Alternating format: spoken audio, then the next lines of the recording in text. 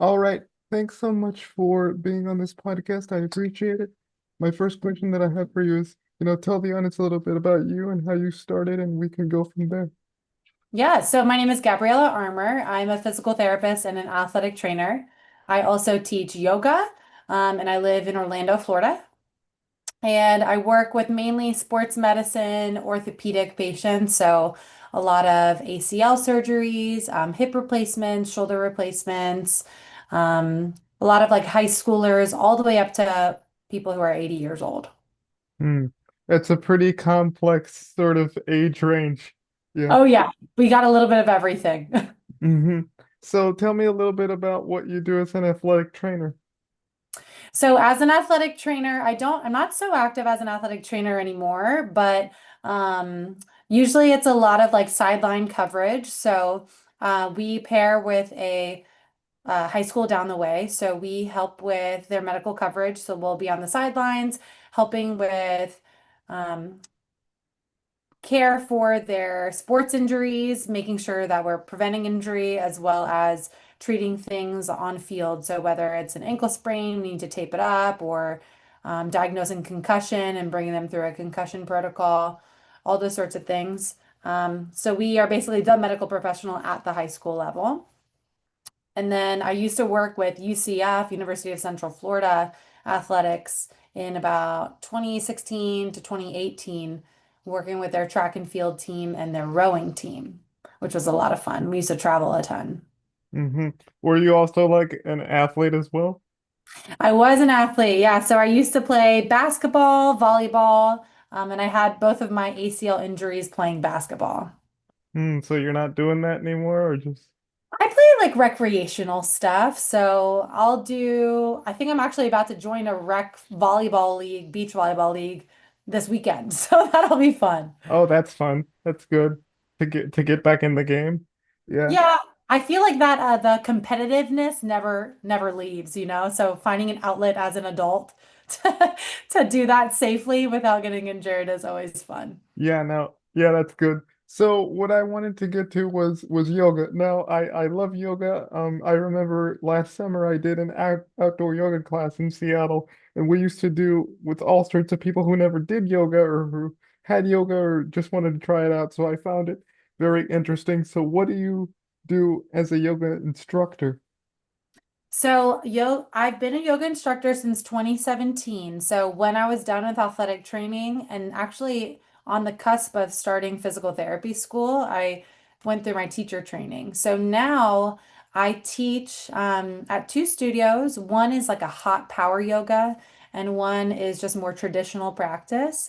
And they both have overlapping trends, just basically educating people about their bodies, getting them more comfortable with movement and understanding how the body moves. And I just like for people to feel comfortable and confident in their own selves. And one of my big things is like body cues.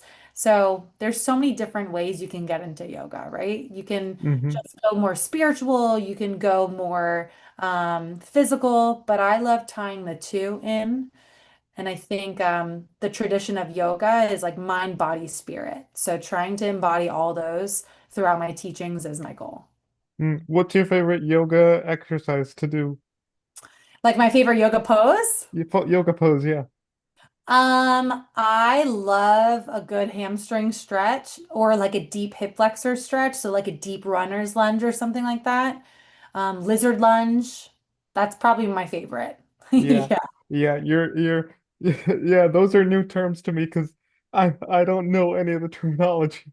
So it's like if you were to like be on your hands and your feet, downward dog. Yes, I do.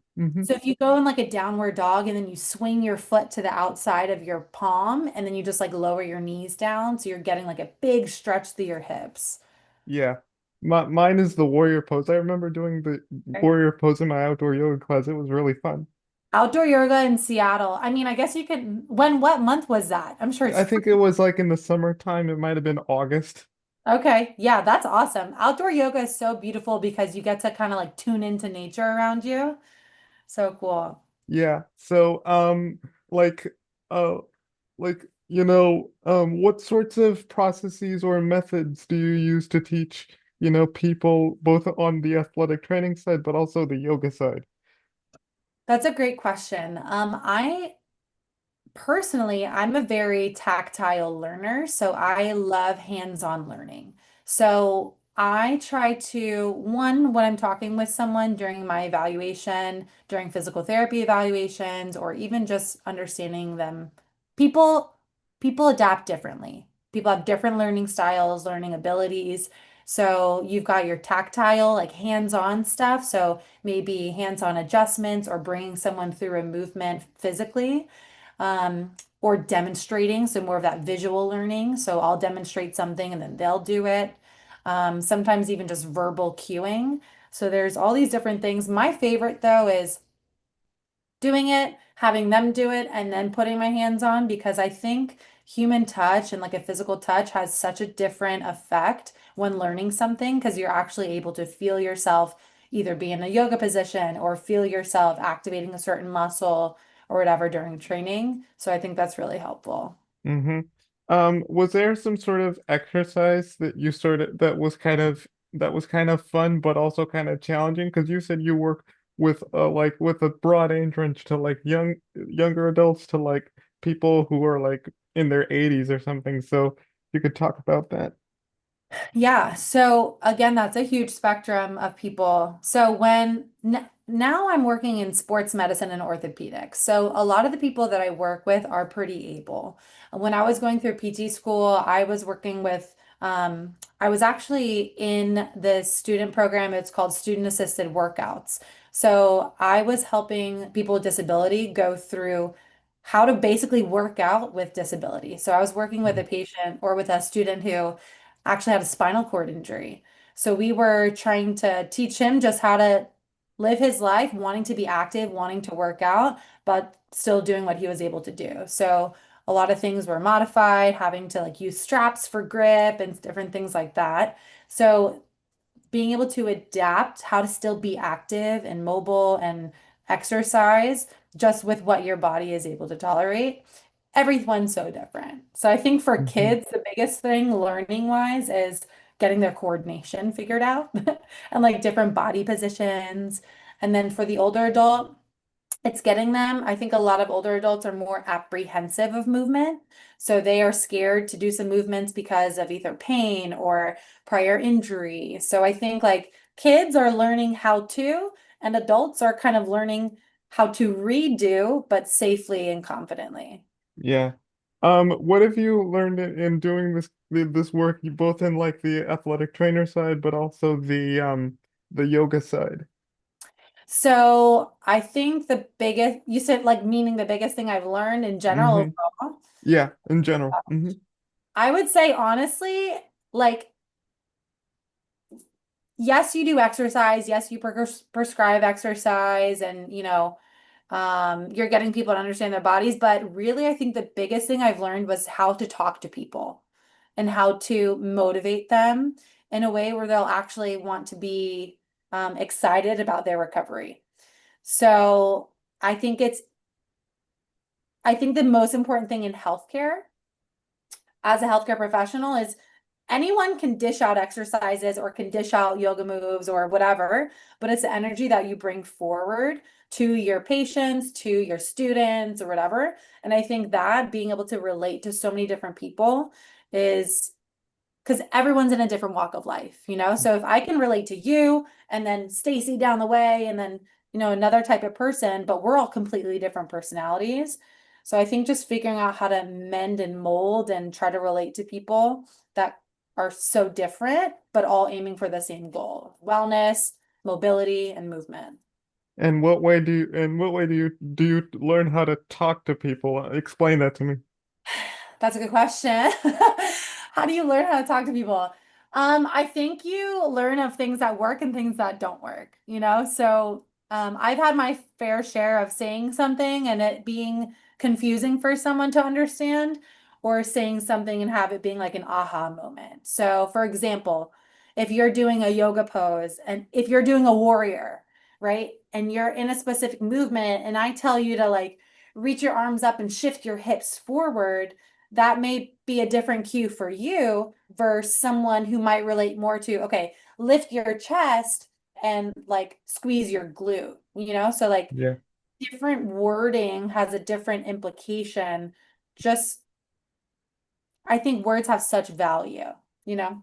So the Hmm. specific way that you say things, they hit different for some other people versus, you Yes. know, something not as descript. And is there anything that you'd like to learn in terms of something new, either in the athletic training side or the yoga side that you're like, I'll dive into this or think about this.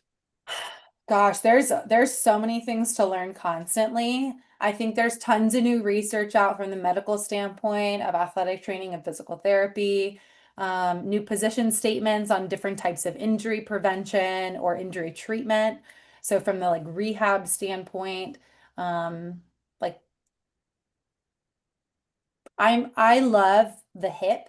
So the hip has been something that I really want to dive into, just like the pelvis, pelvic floor, back, and all that. So learning deeper anatomy, learning deeper biomechanics, learning more about surgical techniques, all that stuff kind of helps me treat my patients better.